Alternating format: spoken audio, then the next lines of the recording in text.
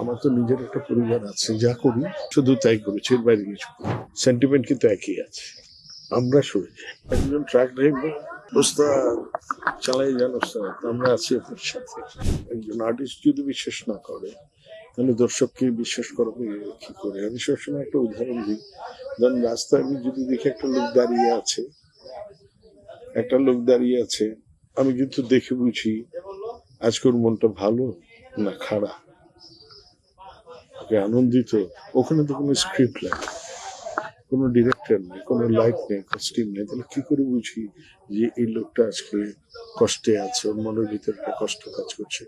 কারণ তার অনুভূতিটা তার চোখে প্রকাশ পাচ্ছে। আমরা বাসায় গিয়ে মাকে দেখে বলি না, মা তোমার মনটা খারাপ? বাবার সাথে হয়তো কথা কম হয়, কিন্তু বাবার দেখে দেখে তো বুঝি যে বাবা কোনো কারণে আজকে অস্থির।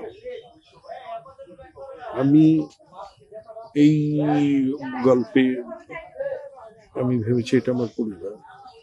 আমার তো নিজের একটা পরিবার আছে, যা করি শুধু তাই করেছি, এর বাইরে কিছু করি। অভিনয় করার চেষ্টা করি।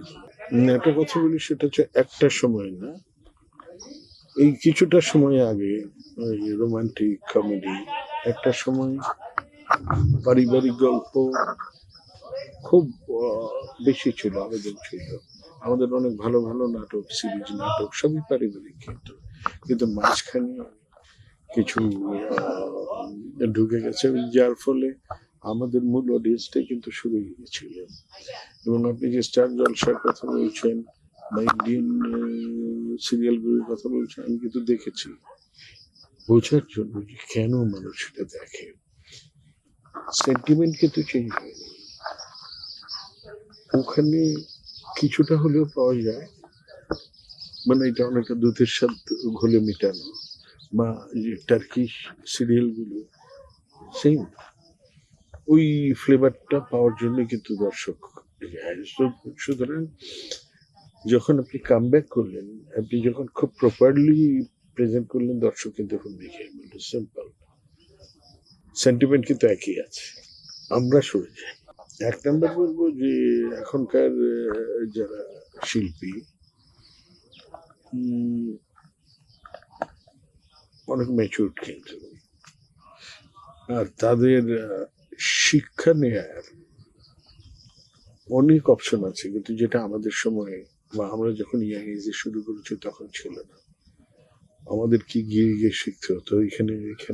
এখন ইউটিউব খুললে বা বিভিন্ন মিডিয়া খুললে অনেক কলা কৌশল কিন্তু হাতের কাছেই আছে। আর আমিও নিচ্ছি, তো যারা নিয়েছে তারা এগিয়ে যাচ্ছে, আর যারা নিতে পারেনি ওরা কিন্তু হারিয়ে যাচ্ছে। আর একটা বিষয়, যেমন অপশন অনেক আছে, তেমন চ্যালেঞ্জ অনেক আছে।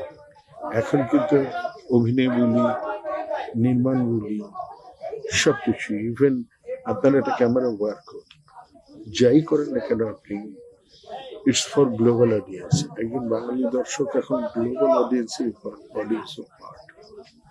যেমন আমি ওই কি বলে এটাকে, মিরপুরের যে ব্রিজটা, কি আমিন বাজার, এখানে তো খুব জ্যাম। আমি গাড়ি জ্যামের মধ্যে, তো আমি নেমে দাঁড়িয়েছি, তো একজন ট্রাক ড্রাইভার তার ড্রাইভিং ওস্তাদ চালাই যান ওস্তাদ, আমরা আছি আপনার সাথে।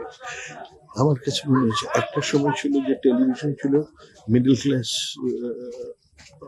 অডিয়েন্সের জন্য, এবং এই যে ট্রাক ড্রাইভার বা এই শ্রেণীরা তারা যেত সিনেমা হলে, কিন্তু ওরাও কিন্তু এখন ইউটিউব। একটা রিক্সাওয়ালা দেখেন খেপটাপেন একজন কিন্তু দেখছে, দেখে আবার ওটা খুচরো নেওয়া চলছে, এবং সারা বিশ্বে। এবং এই নাটকে আমি ধরেন জাস্ট লাস্ট এপিসোডটা যেদিন হলো, ওই দিনও আমি দেশে এসেছি 2 সপ্তাহ পরে। এই নাটকের, এই সিরিয়ালের সবচেয়ে বড় অর্জন হচ্ছে এই জেনারেশন বাংলা নাটকের প্রতি আকৃষ্ট হচ্ছে। বাচ্চা ছেলেমেয়েরা কিন্তু নাটক দেখছে।